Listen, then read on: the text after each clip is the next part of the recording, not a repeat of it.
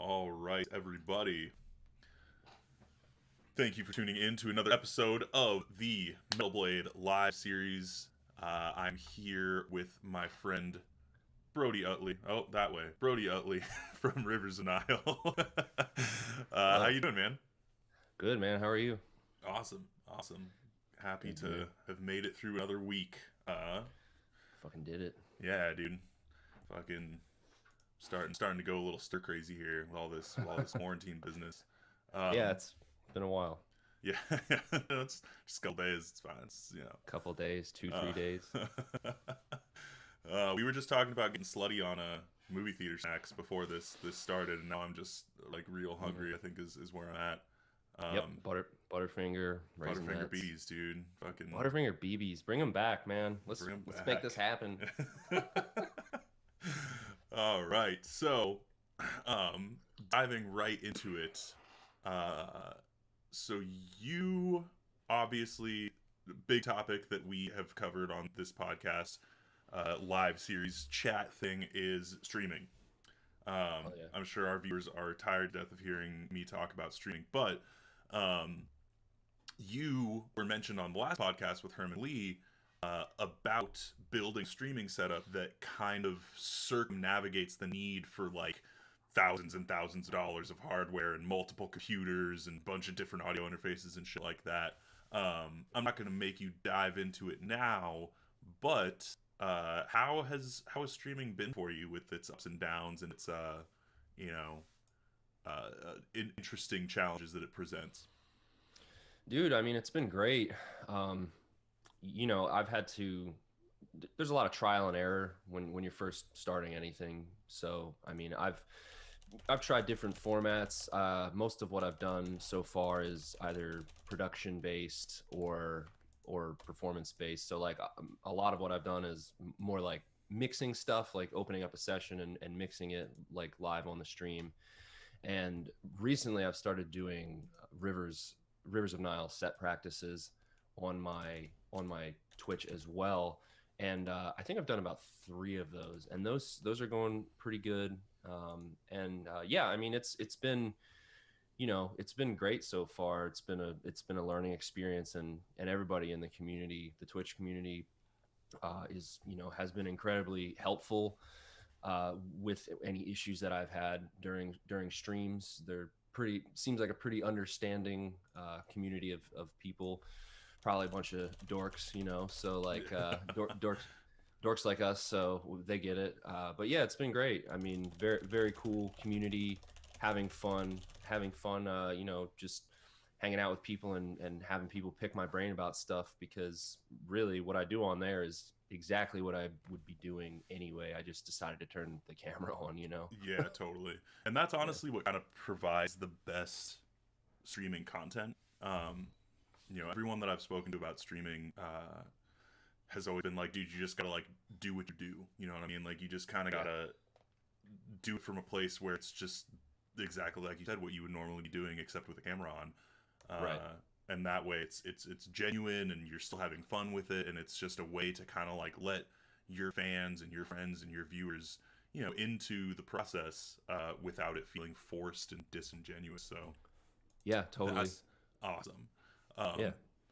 So I know you've been revisiting the production for Owls, Where the Owls Know My Name, your guys' last record, which has done, amazingly well for you. Um, During these streaming sessions, how have people responded to that look behind the curtain?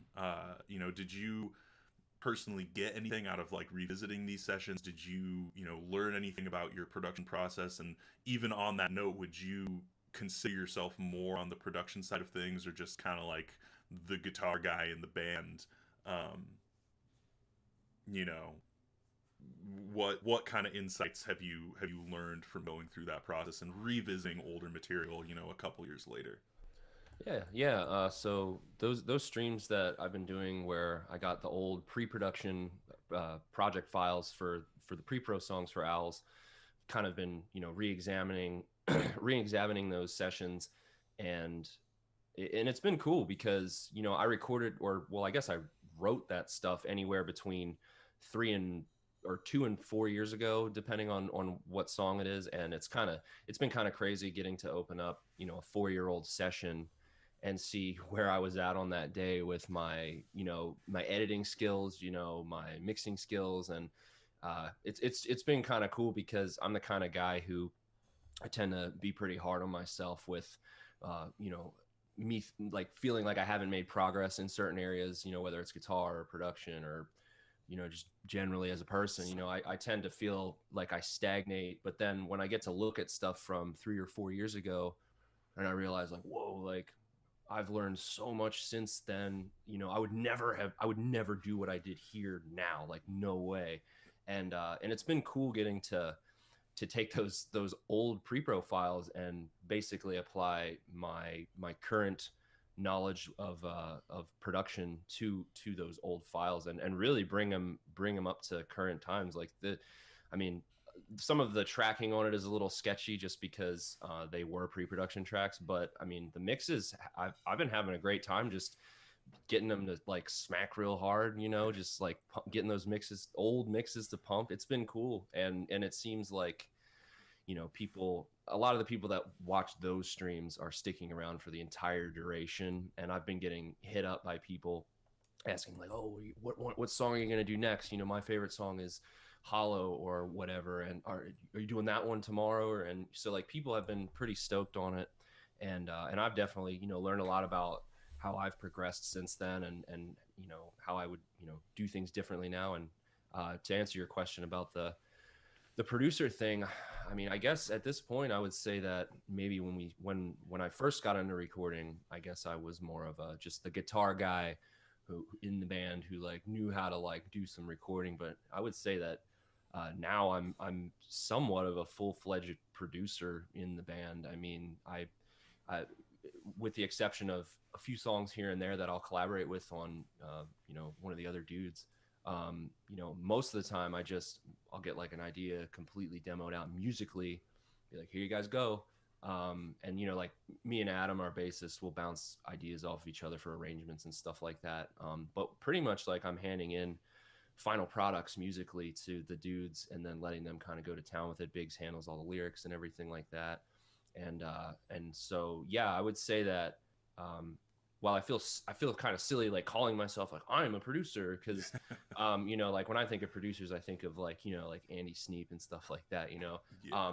But like, I guess in the context of Rivers, I guess I am a producer. I mean, I'm these orchestrations that I'm doing, musical orchestrations are like, there's a lot to them, they're like pretty dense. So, I'm definitely like, I would say I'm definitely over the point where I'm just doing guitar stuff. You know what I mean? It's like a whole, like, it's definitely a whole production for sure.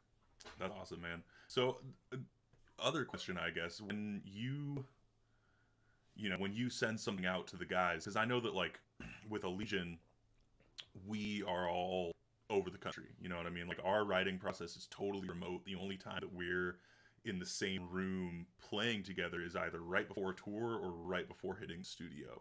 Yeah. So when you guys, when you send stuff out to your guys, do they kind of funnel their ideas back to you and then you have to mix in their tracks and their takes and all that kind of stuff? And if so, what is that process like for you? You know what I mean? Like how do you approach mixing vocals into a remote mix or something like that? Right. Yeah, so I guess before the current times, referring to COVID, of course, usually Adam, our bassist, and I would get together and he would like demo out all of his bass tracks, like, on the pre-production tracks. But since we have to do everything remotely now, because he moved to Richmond and, obviously like Jared lives in Reno and John lives on Long Island, so we're kind of all over the place as well. But usually Biggs and I would get together and kind of do stuff like that, where he would lay down scratch tracks along with me. But on this one, it's definitely been a thing like where I'll come up with something and then send it to the dudes, and then we'll end up like Skyping about it or something. And yeah, I guess as far as like this record, I think Biggs is going to be doing this next record. I mean, Biggs is probably going to be handling some like vocal pre-production stuff, but yeah, most of it's just going to be remote stuff. And usually with drum tracks, Jared will he'll listen to like what rough ideas I have sketched out, and then he'll kind of like add his own touches to it. And we basically a lot of our records end up coming together at the studio. So we'll go in with, I do all the guitar and the bass and stuff and sax and acoustics and whatever here, keyboards, and then we walk into the studio with pretty much a complete record. But then everything else, as far as like vocals and then drums and stuff, a lot of that stuff is kind of like in the moment sort of stuff, where like we're all just sitting in the room listening back and kind of making suggestions as we go. So even though we can't be together to work on the stuff, it ends up coming together at the end, and I think in a pretty cool way, where everybody does get to like add their flavor to the song. And obviously, like, if there's something that I come up with that one of the other guys thinks is stupid, then I'm not the kind of guy who's like, well, I want this riff to be heard, like I'm not that guy. Like I definitely like welcome the criticism, because I think that's important. That's a very important part of my writing process, is criticism. Because I don't know, I think if you're just patting yourself on the back all the time and thinking it's everything that you do is super sick, and then when people tell you it's not, you get angry about it, like, man, maybe you should like look at it a little closer. Maybe they're right. I don't know. So yeah, I don't know. Our process it's probably not that different from other bands of the current age, but yeah, this, the current times even more so, because we can't be close to each other. So, Right.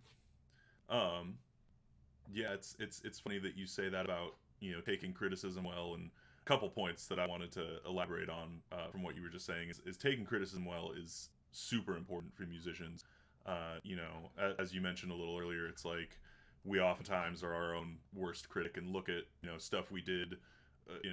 We're oftentimes just like, oh, we never progress, and it's like I feel like even when I learn something, it doesn't show itself right away, and so I won't feel like it's actual progress or that it's actually leading anywhere.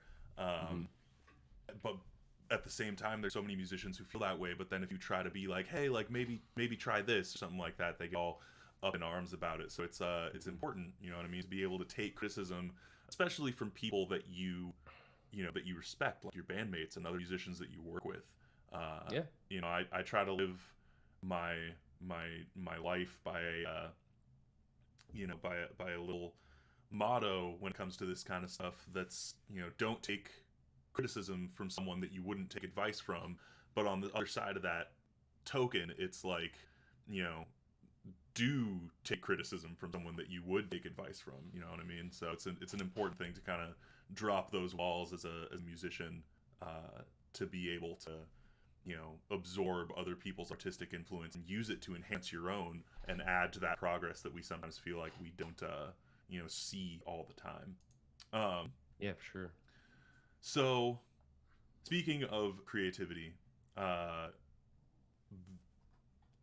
following your creative process where it leads, that's something that I notice is kind of few and far between in a lot of modern metal bands. It's like I feel as soon as someone establishes a sound, they kind of just get like locked into it and start using it as like a template of I really like this thing that I wrote, but it doesn't really fit with our style, and it doesn't really fit with what we're trying to do as this band and all this kind of stuff, rather than just kind of taking your creative process and having it lead you somewhere.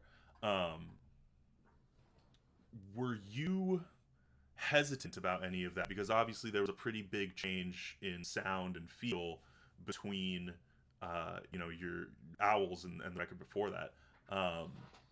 Obviously it wasn't something that you were too hung up on, because we have the changes that we saw in the sound, and they're amazing, and it has contributed to your guys' most recent successes. But did you ever have that kind of thought process cross your mind when you were writing that record and adding new things like horns and those proggy sections, and making it a little bit less just like blast beats and riffs and all that kind of stuff? No, you know what? Because I'm pretty sure we were certain that everybody was going to hate it, so we just did whatever we wanted. like, like that was just it. Like we like maybe if like we thought that there was like a shred of a chance that like people would like this, like we were, because I mean I've said it before, up until that record we were very much like a very heavy death metal band. Mm-hmm. And we thought like, well, I don't know, we're gonna do clean singing and sax and all this other stuff that's like might not be allowed for who we've established ourselves to be as an artist. So who fucking cares? Like that's essentially the approach that we took. So yeah, I don't really know if we were nervous about it. We just kind of did it because we I don't know, we just sort of just made the record we wanted to make, I guess, and we were okay with whatever the repercussions were for doing that. Right. Well, it paid off very clearly. And speaking of that kind of process, so hooks are a big thing in Owls. You know what I mean? And a death metal band that can properly incorporate having good hooky sections really across any instrument is something that's kind of few and far between as far as like straight death metal goes, where there's so much riff salad going on, everything's kind of accompanied by a blast beat, and it doesn't necessarily blend together, and it does have its own appeal as far as like really listening, like in the same kind of sense that jazz does, where there's so much shit going on that you can kind of pick and choose what instrument you're going to listen to and dissect it, and it gives you that like kind of fun reverse puzzle building experience. But as far as writing hooks and incorporating things that are a little bit more catchy, how does that process differ from your usual like metal or progressive writing process as a composer? Well, I don't know. See, I think that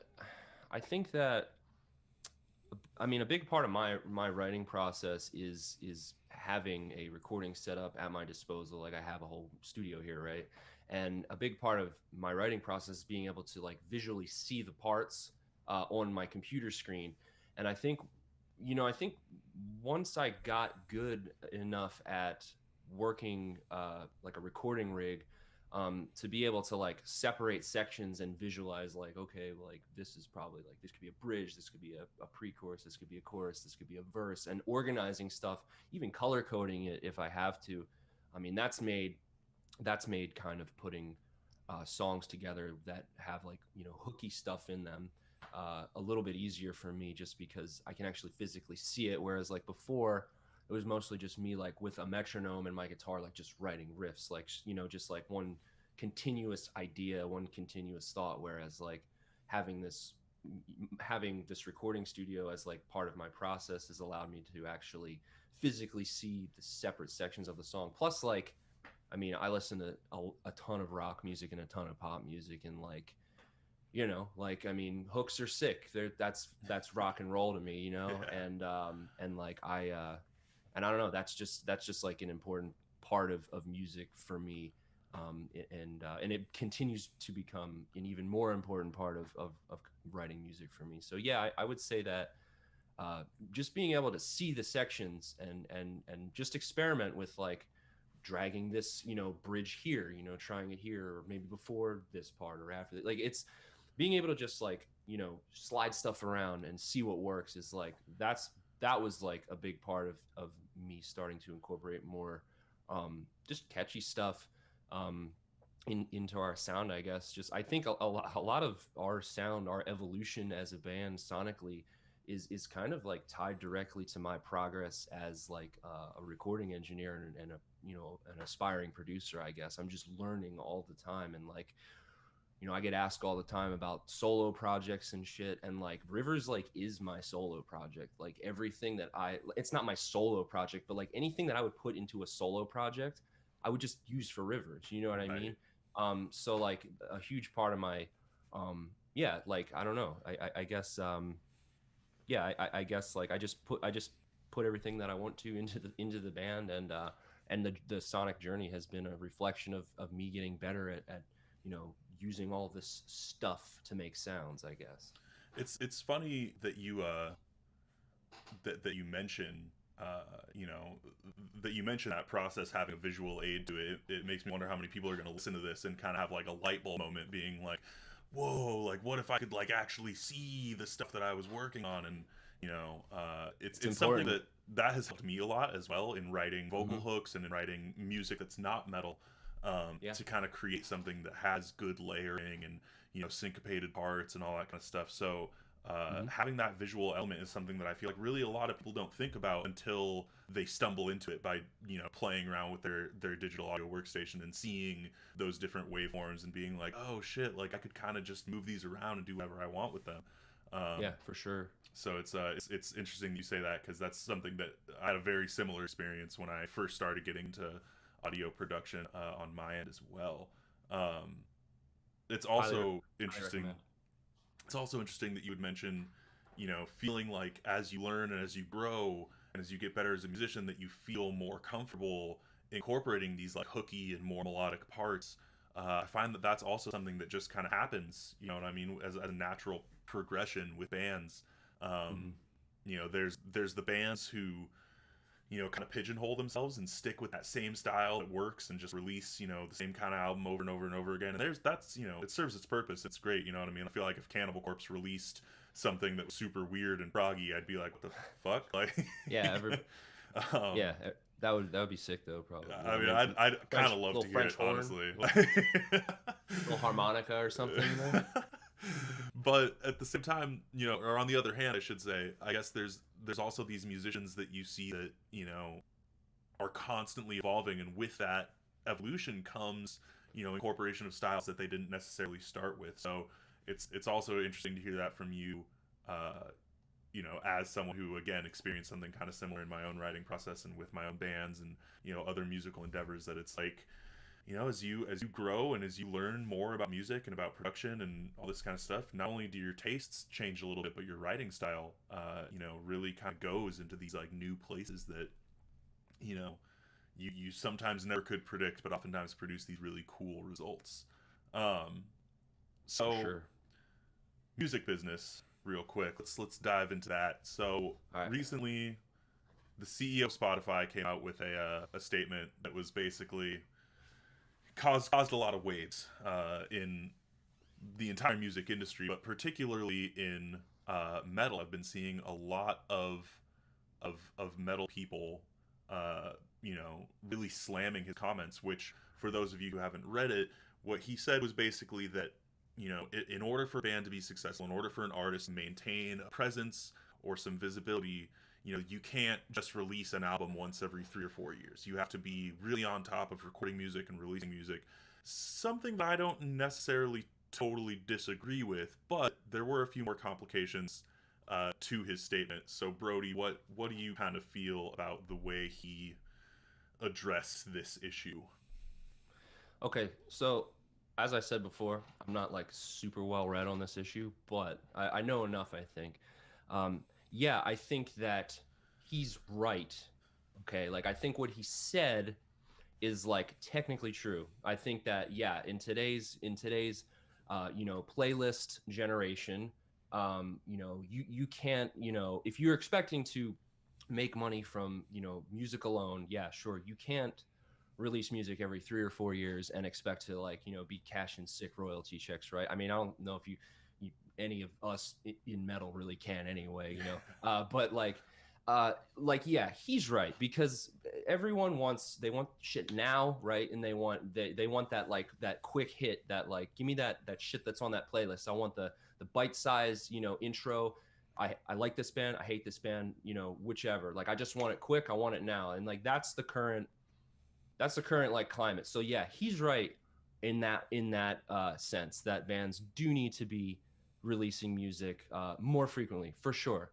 But fuck that guy, because he's a fucking billionaire, and at the end of the day, Spotify's a fucking business, and that's what they'll be until the end of time, right? Like they could say they care about, artists, all they want, and like sure, I'm sure they're like changing their business model to like accommodate, the future and like all this changing tides of the industry. But like straight up, at the end of the day, they're a business, okay? And like we're musicians, we're artists, like so at the end of the day, like there's the old battle of like the suits and the artists, and like Yeah. and it's gonna be that way forever, okay? Hmm. So like yeah, he's right, but fuck that guy, because he's a fucking billionaire, right? Yeah. So 100%. yeah, I hope that no one no one gets too upset about that. But Yeah. man, I don't know. I don't trust anybody that has a fucking $1 billion. You know what I mean? Like, Yeah. and let alone some dude who has $1 billion and is like commenting on like what like we should all be doing with our art. You know what I mean? Like, come on down, come hang out at band practice, dude. Let's see how you feel then. You know, like Yeah.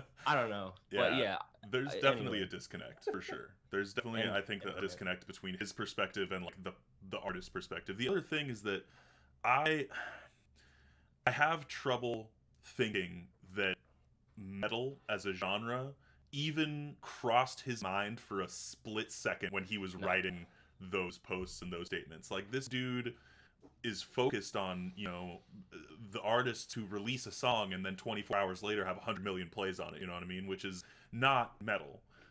So to see so much of the metal community just get so up in arms about this particular topic and the way he addressed it, like, definitely, has his ulterior motives, I'm sure, for being like, yeah, release more music, then put it on Spotify all the fucking time. So I get tons of money off the plays that I'm not really paying you very well for. You know what I mean? I'm sure he has his perspective, but to think that he was like, hey, metal guys, release more music is like, I doubt that was, yeah, where he was listen, coming from. like he's right, okay, like he's right about that because if you look at like, for example, if we're talking about metal, look at the Acacia Strain, right? Yeah. They just did a super unique release where they like had like a different, they released like two songs at a time for the full length or whatever, and then they like released it all at once at the end, and you could buy like different versions of the album art or whatever that like spelled out the title. Like that's cool, right? Like that's what you that's I feel like that's where this has to go. Like I think we're just gonna have to start getting more creative with our releases because like if you look at I mean, like, I mean, Amir did it too. Yep. Amir, like, they like did like a pretty unique like single release kind of schedule, and then they dropped that album. And like, I don't know, like, like a lot of like the big like a lot of like the big hip hop artists, that's what they do. They'll just drop a single out of nowhere, right? Like no warning. Sometimes they drop albums out of nowhere with no warning, Mm-hmm. right? And like, it's like there's a lot of shit changing, right? And like he's right, but like I don't fucking trust that guy No, because no he's way. a businessman and I'm a fucking I'm a musician, right? So it's just Yeah. it's the age old divide, and it's gonna stay that way until they get rid of money, right? Yeah. Absolutely. Singles, it's a good topic to bring up because I feel like a lot of people don't, they attach the word single with pop artists and hip hop artists, and a lot of metal guys are like, oh fuck that, I'm not gonna like release singles and stuff like that. But you look at bands, obviously not the most metal band on the metal spectrum. You look at a band like Dance Gavin Dance, right? They'll do like full on tours off of the merit of a single. Mm-hmm. That's pretty much all they release is singles. Yeah. And they're wildly successful, you know what I mean? Because they've kind of hit that marketing stride where, you release a single, you go play on it, you watch it kind of grow, and you tease the album as this thing that's going to be kind of happening sometime, but in the meantime you're dropping all these singles. And I feel like what happens a lot of times is like the reverse of that in album release marketing strategies, is that it's like, cool, we announce when the album's coming out and then we'll release a few singles leading up to that date.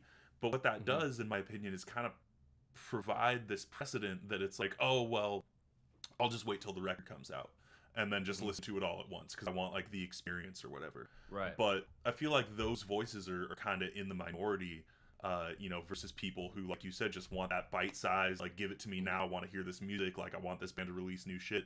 Yeah. So it's interesting. I think that the single culture is definitely gonna take hold, sooner than later. Um, Yeah. so speaking of, uh, would Rivers do an EP? Would Rivers ever do like a shorter release, a chunk of songs, not even maybe an EP, but like you were saying, like releasing two songs at once, or doing that kind of thing leading up? Is that something that you have kind of thought about, while mulling over this topic of this playlist culture and how to approach being, a band that has successful releases in 2020? Yeah, I mean, we've talked about it. It's just one of those things that it has to be appropriate. Like if I write something, we write something that it sounds like it's part of a greater body of work, like it's probably going to end up on a full length. But a lot of times like I'll come up with something that's kind of like an oddball. It doesn't really sound like something that would belong on like a collective group of work, and it sounds like something that could just be like put out on its own. Yeah, then we would do a single. Just like as far as EPs go, I'm a pretty big fan of, and I know that Biggs, our bassist, is also a big fan of. Like the true purpose of an EP to me is like kind of like exploration. Like I think it's cool when a band does something on an EP that's just totally outside of what they've done thus far, and it's just kind of like a porthole into a different world for that band, just for a couple of songs, just trying it out, right? Like so to me, I think that EPs, when they're done like that, where it's like a truly different 3 to 5 song group of material, like I think it's cool when it's done like that. But anyway, I'm kind of just talking now, but yeah, like to answer the question, yeah, we've talked about it, and I think that in the future it'll happen where, like, yeah, maybe we will just do like a single release, or yeah, maybe we'll do an EP. There's no plans for it right now, but it's not something that we would write off. I mean, I think it's saying no, like absolutely not to anything, is like a foolish thing to do as an artist in 2020. I mean, if you're just like, absolutely not, I'm never doing that, like you just shot yourself in the foot. It's 100%. like stuff's changing now more than ever, right? And now with COVID, it's just put that into overdrive, right? Oh, So yeah. like, I don't know. It's yeah, I never say never, I guess. Like I think it would be cool to do that sometime. Like I said, it's not on the table now, but in the future, sure, yeah. Totally. Well, I'm excited for that prospect, that idea of seeing some singles from Rivers, Hell yeah. creative release strategies. I Yeah. think if any band in the more death metal side of things were to do something like that, that you guys would be like such a fucking prime candidate to make something like that happen, and make it happen in a super sick way that would kind of set the path for other bands to like have an example of like, oh, like look what they did, like this is super cool, this is a really neat idea. So fucking Yeah, maybe. fingers crossed. Hell yeah. All right, so we've been going for a while. I usually like to end this little thing with some questions from the crowd, so to Cool. speak. Max Falk asked, "What is your funniest memory from the Thy Art Is Murder tour?" Who? Funniest Tough one. memory from the is he I'm guessing he's talking about, probably, I mean, we just toured with them in Europe, like in March. I don't know which one he's talking about. I don't know. I mean, funniest moment, probably, oh man, I don't know. I guess just like shenanigans on the bus at Yeah. the end of the night. I mean, like we were on the same bus as like the Carnifex dudes, who've been like, we've been buddies with those guys since like 2014, and some of the IM guys. I don't know if you've checked that band out. They're super sick. They were on the bus as well, and just like, just hanging out and being clowns with the boys, and just talking about metal and gear and guitars and fucking stuff. Just Like, I don't fucking know. chilling, man. Yeah, I don't know. We're not like, I mean, we have our nights for sure, but I don't know. We're not like real crazy maniacs. We're like, yeah, man, we like tied him to the back of the van and drove it all the way to Kansas, and then shot fireworks out of the top of the sunroof. Our van doesn't have a sunroof. I have no idea what I'm talking. But yeah, I don't know. Just like hanging out and just hanging out with hanging out with the boys, and just being clowns and getting yelled at by people that are asleep. Like that was the best part. That's oftentimes when the best shit happens. Yeah. Is just at the end of the night on the bus. Um, Yeah. so Noah Faber, to kind of backtrack to what we were talking about, making songs and writing riffs. Do you ever find it hard to glue those riffs together?